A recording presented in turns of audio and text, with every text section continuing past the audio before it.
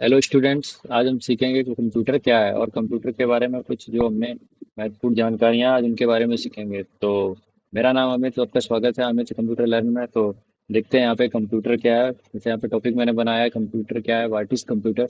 पहला क्वेश्चन है, कंप्यूटर क्या होता है, कंप्यूटर का आविष्कार कब और किसने किया था, कंप्यूटर के कितने भाग होते हैं, कंप्यूटर कितने प्रकार के होते हैं और कंप्यूटर की कितनी जनरेशन है, और कंप्यूटर की कुछ मुख्य विशेषताएं क्या है। तो आज की वीडियो में यही हम सीखने वाले हैं।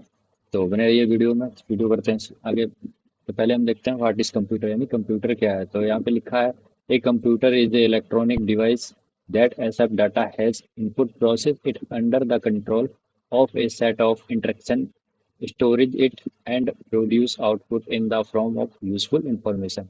यानी ये कह रहा है कंप्यूटर एक इलेक्ट्रॉनिक मशीन है that process data as input, यानी जो उनको इनपुट दी जाती है वो उसको एक्सेप्ट करके प्रोसेस करता है अंडर कंट्रोल यूनिट के सेट इंस्ट्रक्शन, यानी जो हम उसको इंस्ट्रक्शन देते हैं उसी हिसाब से उसको प्रोग्राम करता है। फिर उसको स्टोर करना है तो स्टोर करता है, या मुझे जो यूजफुल आउटपुट के रूप में चाहिए होती है वो मुझे डेस्कटॉप या प्रिंटर के माध्यम से डाटा प्रोवाइड कराता है। तो या मैं सिंपल लैंग्वेज में कहूँ तो यहाँ पे मैंने लिखा है, कंप्यूटर इज इलेक्ट्रॉनिक यंत्र जो डेटा लेता है, उसे प्रोसेस करता है और परिणाम देता है। आप यहाँ पे एक डायग्राम की मदद से भी समझ सकते हैं, जैसे यहाँ पे लिखा है इनपुट, प्रोसेस और आउटपुट। फिर एक क्वेश्चन यहीं पे मैंने पुट किया हुआ है, यहाँ पे कंप्यूटर का लो फोटो है, चित्र देख रहे होंगे आप, और उसके नीचे लिखा है 1955 HC2M कोलकाता, यानी ये भारत का हमारा पहला कंप्यूटर 1955 में कोलकाता में आया था और उसका नाम था HC2M। नेक्स्ट हम देखते हैं कंप्यूटर का फुल फॉर्म।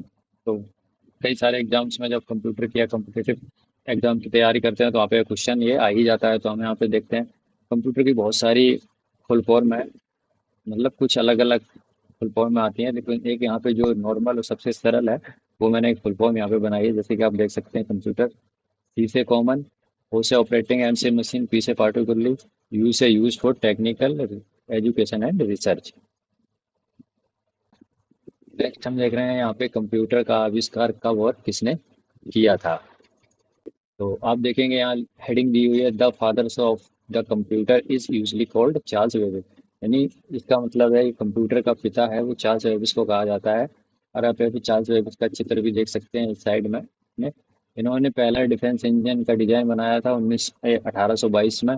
फिर उन्होंने एलाटिक इंजन का एक डिजाइन बनाया 1937 में, जो आज के कंप्यूटर की नींव रखी थी, यानी बुनियाद बनी थी। तो इनको भी आपको बहुत याद रखना है, क्योंकि ये भी क्वेश्चन कंप्यूटर में पूछा ही जाता है। नेक्स्ट देखते हैं कंप्यूटर के भाग, यानी कि कंप्यूटर के पार्ट। तो कंप्यूटर के पार्ट मुख्यतः दो होते हैं, नंबर एक हार्डवेयर है, सॉफ्टवेयर। तो हार्डवेयर के अंदर आते हैं हमारे इनपुट डिवाइस, आउटपुट डिवाइस और स्टोरेज डिवाइस। और सॉफ्टवेयर में आते हैं सिस्टम सॉफ्टवेयर, एप्लीकेशन सॉफ्टवेयर। तो आप यहाँ पे देख सकते हैं एक डायग्राम में चित्र बना हुआ है ऊपर ये। तो यहाँ पे लिखा हुआ है कि हार्डवेयर के ये आउटपुट हैं और इनपुट सॉफ्टवेयर आप यहाँ पे चित्र में देख के समझ सकते हो। बाकी इस पे एक मैं सेपरेट वीडियो बनाऊंगा, तो आप उस चीज़ को देखेंगे तो आप और डिटेल में समझ पाएंगे। फिर हम देखते हैं कंप्यूटर के प्रकार। नंबर एक super computer, number two main frame computer, number mini computer, number four है हमारा माइक्रो कंप्यूटर। तो पहले देखते हैं सुपर कंप्यूटर। आप उसके साथ साथ यहाँ पे चित्र भी देख सकते हैं उसका। सुपर कंप्यूटर सबसे तेज, फास्ट, पावरफुल कंप्यूटर है। ये कहाँ यूज होते हैं, साइंस, स्पेस रिसर्च और वेदर फोरकास्टिंग और ऐसी जगहों पे मतलब यूज होते हैं। फिर है main frame computer. Main frame computer हमारे ऑर्गेनाइजेशन में यूज होते हैं, जैसे बैंक है, रेलवे है, एयरलाइंस है, और इनके साथ हजारों लोग एक साथ डाटा पे काम कर सकते हैं। ये यूजली काम करते हैं।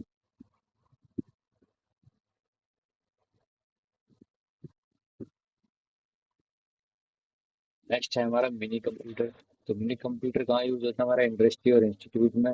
मेन फ्रेम, ये मेन फ्रेम कंप्यूटर से छोटे होते हैं, साथ ही यूजर एक बहुत सारे यूजर इनमें भी सपोर्ट कर सकते हैं, एक साथ वर्क कर सकते हैं, कोई दिक्कत नहीं, आसानी से चलते हैं। फिर है हमारा माइक्रो कंप्यूटर, यानी पीसी या पर्सनल कंप्यूटर बोलते हैं जैसे पीसी। तो ये सबसे कॉमन है और हमारे घर ऑफिस में पाए जाते हैं, जैसे इसका टाइप है डेस्कटॉप और लैपटॉप, टैबलेट, मोबाइल, एंड्रॉयड में ये सब क्या है, पर्सनल कंप्यूटर है। नेक्स्ट है कंप्यूटर की जनरेशन। तो अब कंप्यूटर की जनरेशन देखेंगे तो फर्स्ट जनरेशन थी 1940 से 1956 तक, जिसे वैक्यूम ट्यूब की मदद से बनाया गया। ये बहुत ज़्यादा बड़े और हीट करते थे, इन्हें सब रखने के लिए कमरा चाहिए था। तो फिलहाल यहाँ पे हम एक चीज़ जनरेशन को शॉर्ट में देखते हैं। आपको आगे एक वीडियो फुल डिटेल में मिलेगी, एक एक चीज़ के बारे में, किसने बनाई थी, कितना क्या लगा था, कैसे बनी थी, वो सब कुछ एक डिटेल वीडियो में बताएंगे। तो यहाँ पे हम शॉर्ट में बस देख लेते हैं। यहाँ पे सेकेंड जनरेशन हमारी हुई थी स्टार्ट 1956 से 1963 तक। फिर थर्ड जनरेशन हमारी 1964 से 1971 तक, जिसमें हमारा माइक्रो प्रोसेसर जब तक आ चुका था, और वो आज भी चली रही है। जो फोर्थ जनरेशन है वो हम आज भी चला रहे हैं। फिफ्थ जनरेशन यानी कि हम दोनों जनरेशन को यूज़ कर रहे हैं। लेकिन फिफ्थ जनरेशन में क्या है, आर्टिफिशियल एआई यानी आ चुकी है। मेरा लास्ट क्वेश्चन हमारा कंप्यूटर की कुछ मुख्य विशेषता है। तो कुछ मुख्य विशेषताएं हैं कि स्पीड, कंप्यूटर बहुत तेजी से डाटा प्रोसेस करता है, सेकेंड में अंत में लाखों गणनाएं कर सकता है। सटीकता यानी कि एक्यूरेसी बहुत हाई होती है, यदि इनपुट सही दिया जाए तो आउटपुट में गलतियां करने के बहुत कम चांस होते हैं। ऑटोमेशन, ये एक बार प्रोग्रामिंग हो जाने के बाद कंप्यूटर स्वतः वर्क करता है, किसी मानवीय हस्तक्षेप के बिना। स्टोरेज क्षमता बहुत ज़्यादा होती है, आवश्यकता के अनुसार तुरंत प्राप्त करता है। मल्टीटास्किंग यानी कंप्यूटर पे आप कंप्यूटर प्रोग्राम पे आप एक वक्त एक साथ कई वर्क कर सकते हैं। और कनेक्टिविटी यानी नेटवर्क के माध्यम से दूसरे कंप्यूटर से जुड़ता है, डेटा को शेयर भी करता है। फिर है डायनेमिक डायनेमिक प्रोग्रामिंग, कंप्यूटर विभिन्न प्रकार के कार्य करने के प्रोग्राम के लिए यूज़ किया जाता है। फिर है डेटा प्रोसेसिंग, कंप्यूटर को इनपुट में आउटपुट बदलने में सक्षम है, जिसे हम डेटा प्रोसेसिंग से बोलते हैं। ये क्वेश्चन भी यहाँ पे बन जाता है, डेटा प्रोसेसिंग क्या है। तो आप लिख सकते हैं वहाँ पे, कंप्यूटर डेटा इनपुट से आउटपुट में बदलने को ही आप डेटा प्रोसेसिंग कहते हैं, या डेटा बदलने में सक्षम है। तो आज की वीडियो में फिलहाल इतना ही। अगर वीडियो आपको अच्छी लगी हो तो प्लीज़ एक लाइक करें, चैनल को नया हो तो प्लीज़ सब्सक्राइब करें। मिलते हैं किसी नेक्स्ट वीडियो में, और तब तक के लिए धन्यवाद।